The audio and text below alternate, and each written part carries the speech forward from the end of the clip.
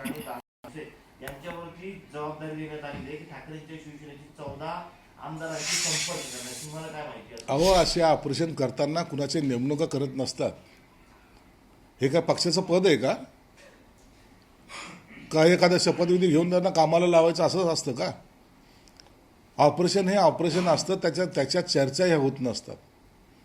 म्हणून कोण कुठं काय कामाला लागलं, कोणी काय करावी, कोणी काय जबाबदारी घ्यावी, हे एकनाथ शिंदे साहेब ठरवत असतात.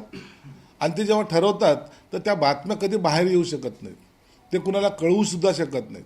आणि म्हणून ऑपरेशन टायगर 3 हे निश्चित होईल, परंतु अशा नेमणुका करून ते होणार नाही, तर ते गुप्तपणे होईल. आणि ज्या दिवशी सक्सेस होईल त्या दिवशी एकनाथ शिंदे साहेब त्याची घोषणा करतील.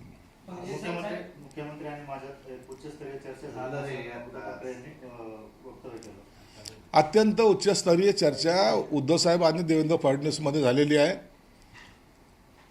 त्यांनी हेही सांगितलं की उद्धवजी, जर ऐकलं असतं तर मी तुमच्या मातोश्रीला आलो असतो, परंतु तुम्ही न ऐकल्यामुळं आता मला मातोश्रीला येणं बंद झालं, मला मच्छी खाणं बंद झालं. अशा काहीतरी गप्पा बिप्पा त्यांच्या झाल्या असाव्यात, म्हणून आम्ही त्याच्याकडे जास्त गांभीर्याने पाहत नाही. तुम्ही तो फोटो काळजीपूर्वक बघितला, म्हणजे एकाचं तोंड एकीकडे, दुसऱ्याचं तोंड दुसरीकडे कुठं? मला उभाटा गटाचे नेते उद्धव ठाकरेंचा स्वभाव माहिती आहे. मी त्यांच्याबरोबर काम केलेलं आहे, म्हणून ते कधी तोंड फिरवतील आणि कधी तोंड इकडच्या तिकडं करतील याचा काही नेम नसतो, हे मी जाणू नये. रोहित पवार सांगतात की ऑपरेशन टायगर नाही, ऑपरेशन बाजार आहे आणि डिलिमिटेशनचे बिल पास झाल्यानंतर या खासदारांना काहीही किंमत राहणार नाही. आता आपला पक्ष वाचवण्याच्या भानगडीत पड. बाकीचे ऑपरेशन जे आहे ते ऑपरेशन कधी तुमच्याकडे येईल याचा काही नेम नाही आहे. आणि त्याच्यामध्ये तुम्ही आता जर काही जरी बोंबलत असले त्या टायमाला आमचे झेंडे घेऊन तुम्ही फिरणार आहात. ऑपरेशन तुतारी पण होणार का? ऑपरेशन तुतारी पहिलेच झालं असतं. अजितदादाच्या हयातीमध्येच हे ऑपरेशन झालेलं होतं.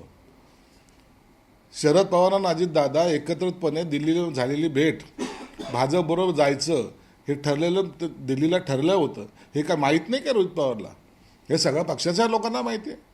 आणि म्हणून या अशा गोष्टी आम्ही काही त्याच्यातले नाहीच असं सांगून जे काही राजकारण करायचं आहे हे आता चालणार नाही.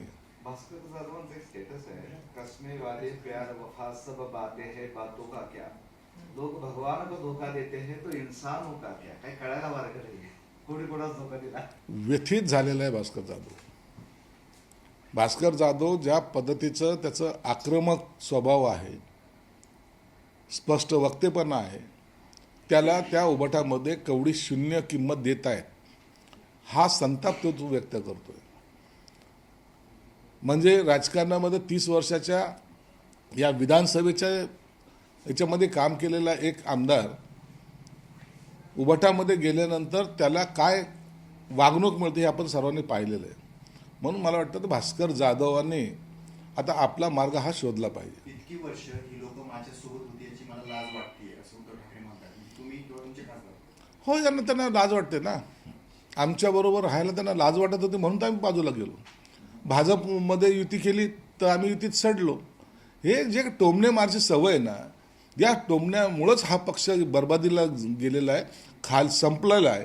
परंतु त्यांना आजही वाटतं की मी तेच पुराणा देवानंदच्या पिक्चरमधला सारखा आहे ना हिरो, आजही मी तसा जवान आहे.